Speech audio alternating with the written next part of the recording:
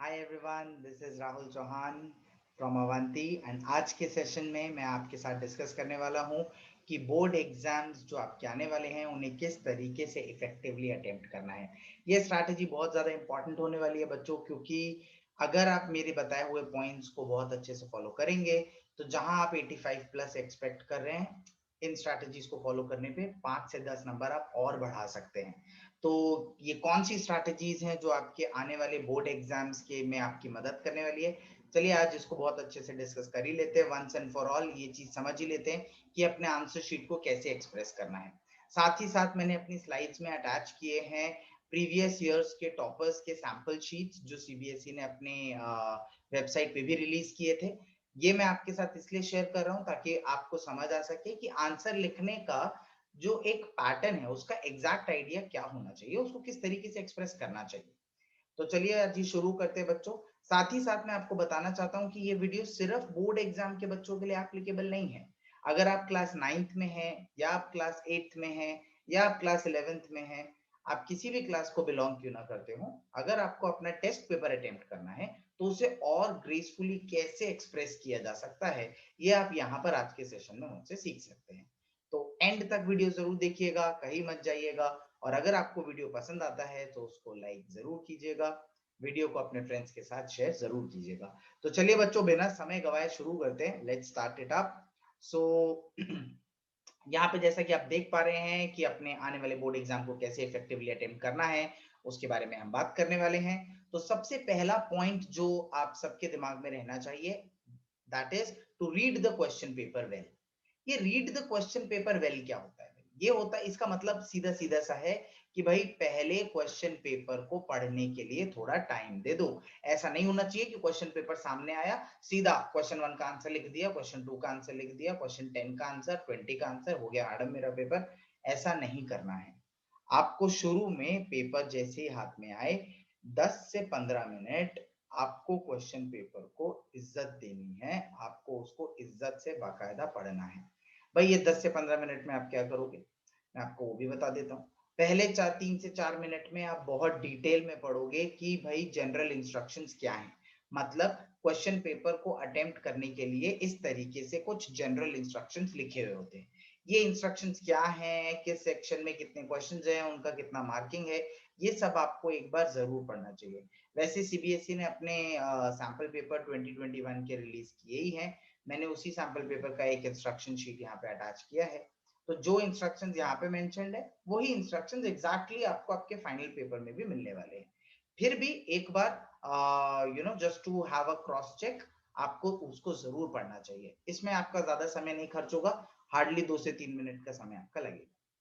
बचे हुए समय में आपको क्या करना है, बचे हुए समय में आपको सारे क्वेश्चंस को एक बार एक नजर फिरा के देख लेना है कि हाँ भाई किस तरीके के क्वेश्चंस हैं, उसमें से कौन से क्वेश्चंस मुझे रिलेटिवली इजी लग रहे हैं, कौन से क्वेश्चंस मुझे रिलेटिवली मीडियम लग रहे हैं, और कौन से क्वेश्चंस ऐसे हैं जिनको देख के लग रहा है कि यार ये थोड़े से टफ हैं, थोड़े से दिक्कत करने वाले हैं, थोड़े से हार्ड लेवल के हैं। तो ऐसे कौन से क्वेश्चंस हैं, इनकी मार्किंग कर लीजिएगा। मैं हमेशा कहता हूँ जो हार्ड लेवल के क्वेश्चंस होते हैं उनको कोई मार्कर दे ही दीजिएगा। ठीक है, आप स्टार मार्क दे देना या फिर क्वेश्चन मार्क दे देना, you can do anything you want, लेकिन उसे एक मार्किंग जरूर दे देना। ये मार्किंग आपको मदद करेगी आइडेंटिफाई करने के टाइम पे, जब आप क्वेश्चन सॉल्व करोगे तो आइडेंटिफाई करने में मदद करेगी कि हाँ ये हार्ड लेवल का क्वेश्चन है, तो इसको सॉल्व करने की स्ट्रैटेजी थोड़ी अलग रखनी है। ठीक है, जब आप पहला स्टेप कर लेते हो तो फिर अपना दूसरा स्टेप रहता है प्रायोरिटाइज योर अटेम्प्ट। मतलब आपको अपने क्वेश्चन पेपर को अटेम्प्ट करने का जो तरीका है उसे प्रायोरिटाइज करना होगा। प्रायोरिटाइज से मेरा क्या मतलब है, मेरा मतलब है first solve first solve the easy the easy and medium level questions. भाई पहले उनको सॉल्व कर लो जो आपसे होने वाले हैं, या जो आपने पेपर स्टेप 1 में एनालाइज करते वक्त बता दिया था कि भाई इनके आंसर मैं तुरंत दे सकता हूं। तो ऐसे आंसर को बहुत अच्छे तरीके से एक्सप्रेस करना ना भूलें। So first solve the easy and medium level questions. Hard level questions को आप लास्ट में ही करें तो बेहतर, मैं ऐसा क्यों कहता हूँ? मैं ऐसा इसलिए कहता हूँ क्योंकि आपने उसको हार्ड इसीलिए कहा था क्योंकि आप भी मानते हो कि हाँ, अगर मैं उसको सॉल्व करने बैठूंगा तो उसमें काफी टाइम लग जाएगा, या फिर मेरे लिए वो हार्ड इसीलिए क्योंकि एग्जैक्ट अभी नहीं आ रहा है दिमाग में कि उसका सॉल्व करने का स्ट्रैटेजी क्या है, लेकिन शायद थोड़ी देर बाद आ जाएगा। इसीलिए उसको उस वक्त सॉल्व नहीं करना, इमीडिएटली उसको सॉल्व नहीं करना, उसे आपने तब सॉल्व करना है when you will be done with your easy and medium level of question solving. उसके बाद ही आप हार्ड लेवल पे जंप करेंगे। तो ये था हमारा स्टेप 2। स्टेप 3 है हमारा do not get tensed for the tougher ones. अब मैंने आपको बोल दिया भाई स्टेप 2 में ही कि जो थोड़ा सा टफ क्वेश्चन है उसको अभी के लिए थोड़ा छोड़ दो, अभी के लिए उसको थोड़ा ब्रेक दे दो, थोड़ी देर बात कर लेंगे। तो ये सोच के घबरा मत जाना कि भाई मेरे को ऐसे ऐसे 6 क्वेश्चन निकल आए हैं जो कि थोड़े से टफ हैं, ये क्वेश्चन नहीं हुए तो क्या होगा। भाई अगर मैं एग्जांपल के तौर पे बोलूं कि अगर 6 क्वेश्चंस आपको हार्ड लग रहे हैं तो भी आपको पैनिक नहीं होना है। मैं कह रहा हूं तो भी पैनिक नहीं होना है। आपने ये नहीं डिसाइड किया हुआ कि ये क्वेश्चन मैंने करने ही नहीं है, आपने ये डिसाइड किया हुआ है कि पहले मैं इजी और मीडियम लेवल के क्वेश्चन सॉल्व कर लेता हूँ, बाद में मेरे पास 1 घंटा या 1 घंटा 15 मिनट का जो समय बच जाएगा उसमें इत्मीनान से मैं इन 6 क्वेश्चंस को टाइम दूंगा और सॉल्व करूंगा। अब अगर आप उस पूरे टाइम में सिर्फ 6 क्वेश्चन सॉल्व करते हो तो वहां पे आपके 3 से 4 क्वेश्चन निकल जाने की प्रोबेबिलिटी बहुत ज्यादा हो जाती है।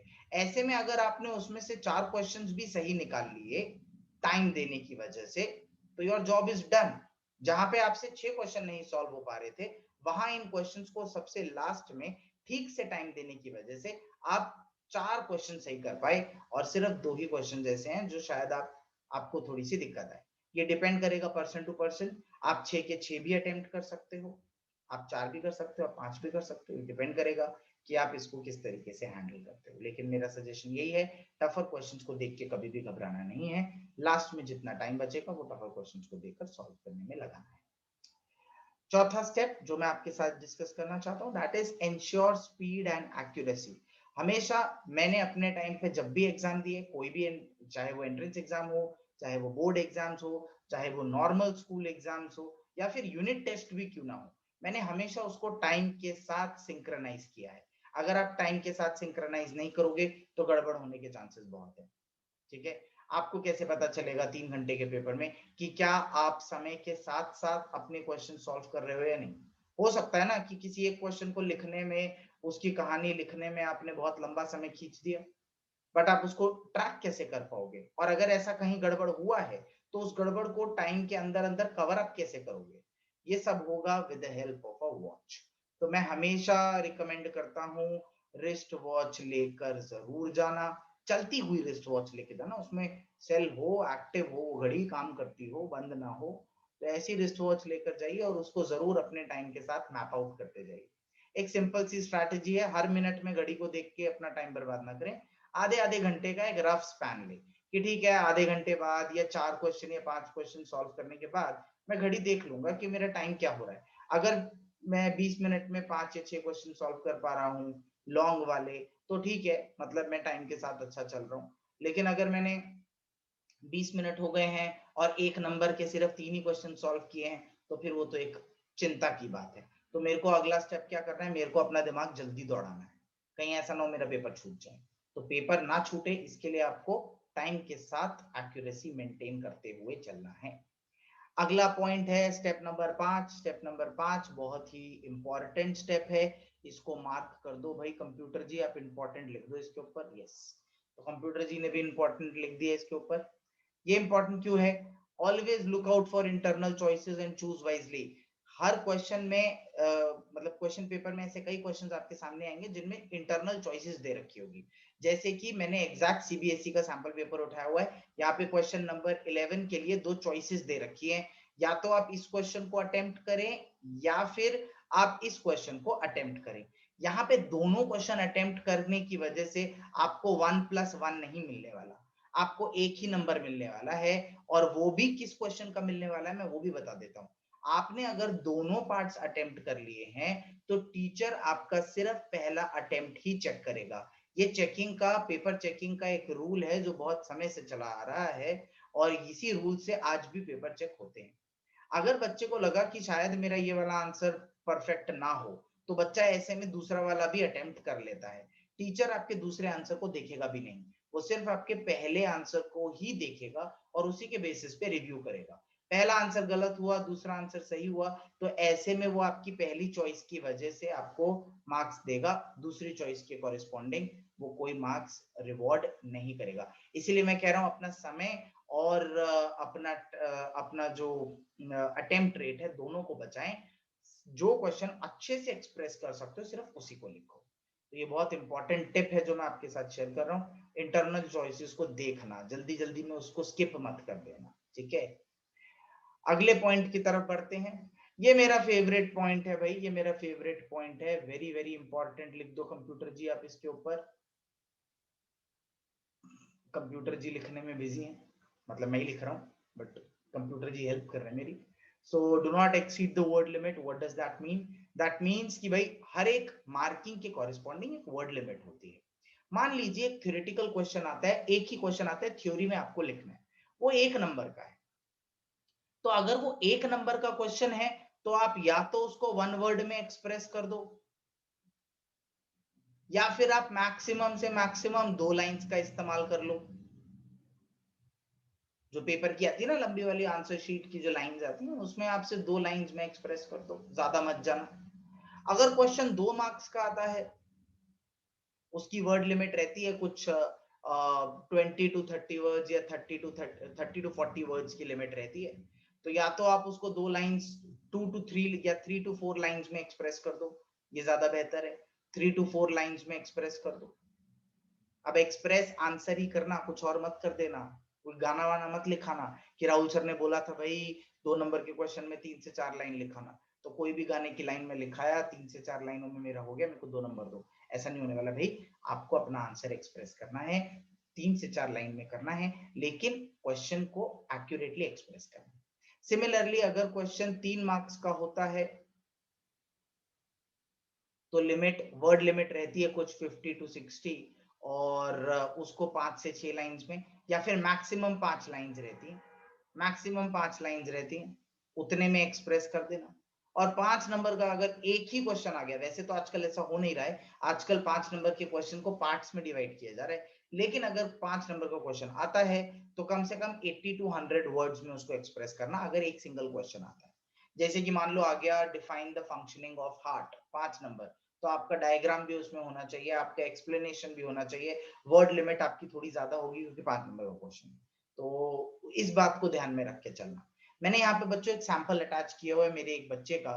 तो यहाँ पे 2 तरीके के बच्चे हैं, उनकी सैंपल शीट्स को अटैच किया गया है। एक बार जैसे अभी पीछे वाले सैंपल पे ही चलते हैं। यहाँ पे देखिए क्वेश्चन था 1 नंबर का कि भाई how is the wall of small intestine adapted for performing the function of absorption of food.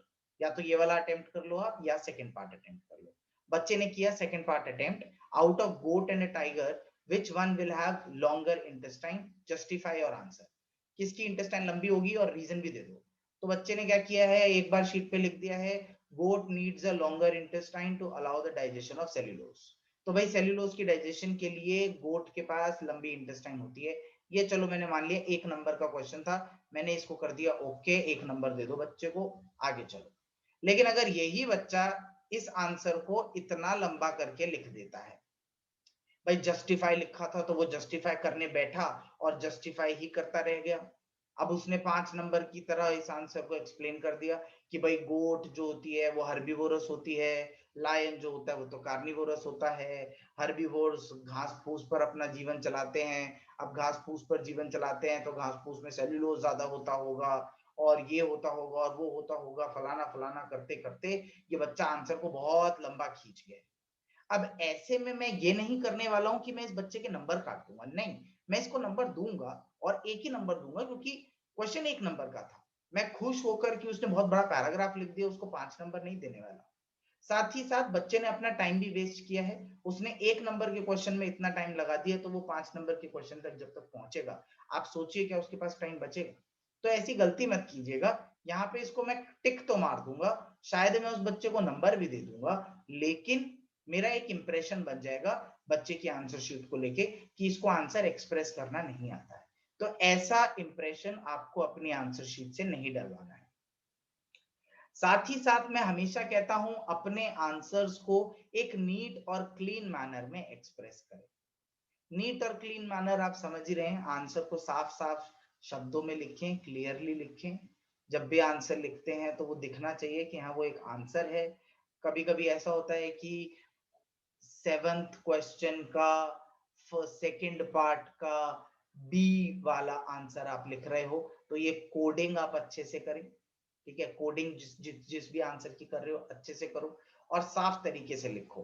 अब आप बोलोगे सर ये नीट एंड क्लीन का कोई उदाहरण दो सर, आप किस तरीके से होता है नीट एंड क्लीन।